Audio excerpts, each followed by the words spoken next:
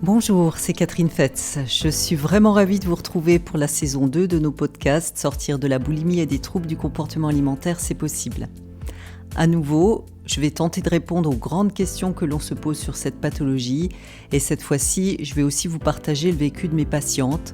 Et je tiens d'ailleurs à remercier celles qui ont joué le jeu de l'interview, car vous les entendrez dans cette saison. Si pendant l'écoute, il y a des émotions, des vécus qui remontent et qui vous touchent, sachez que je suis là pour vous, pour que nous puissions échanger et surtout n'hésitez pas à me contacter sur Instagram, je vous répondrai. Dans cet épisode, je vais répondre à la question suivante. Je ressens un mal-être et je mange à outrance, par quel bout commencer pour m'en sortir ?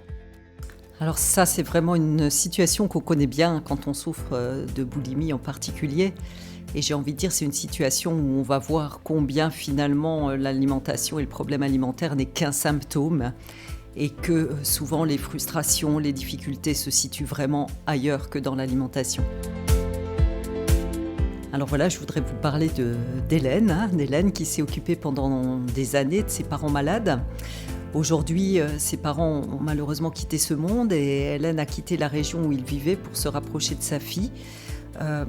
Avec qui les relations sont tendues. Hélène se faisait vraiment une joie de ce rapprochement et du coup elle vit très mal la situation et donc ses frustrations et ses difficultés font qu'elle passe ses soirées à manger.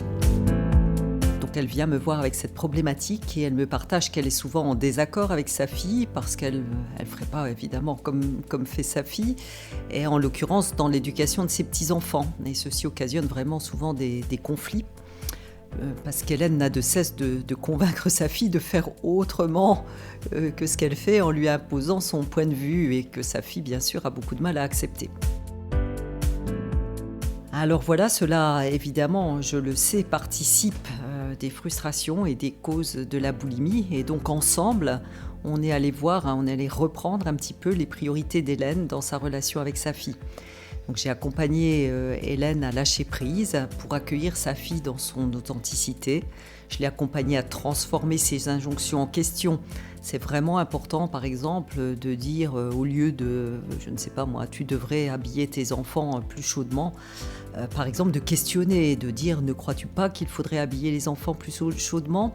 Et très bizarrement, ça semble être du détail, mais en réalité, ça fait vraiment la différence dans la relation qu'on établit à l'autre, parce que la personne en face se sent prise en compte, considérée, et puis surtout maître de ses mouvements. Et donc, on est allé se questionner sur les valeurs d'Hélène, ce qui était le plus important dans sa vie, ce qui lui donne du sens à sa vie. Et bien sûr, pour Hélène, une de ses valeurs, c'est le respect, la liberté et puis aussi la prise en compte de l'autre. Donc on a vu comment Hélène pouvait vivre au mieux en fonction de ses valeurs chaque jour et en particulier dans sa relation avec sa fille, en communiquant, disons, d'une manière plus bienveillante. Donc, suite à la séance, Hélène a eu le courage, j'ai envie de dire, de passer à l'action, parce que c'est pas toujours facile. Et puis, ça se passe de mieux en mieux avec sa fille. Depuis, elle est vraiment nourrie d'une belle relation avec sa fille. Et puis aussi avec les autres personnes qui l'entourent, parce qu'elle met à profit ses clés pour pouvoir communiquer de la meilleure manière. Et donc, elle se sent vraiment aimée en retour, on va dire, et aussi bizarre que cela puisse paraître, mais je sais très bien que ce n'est pas bizarre, les crises ont grandement diminué.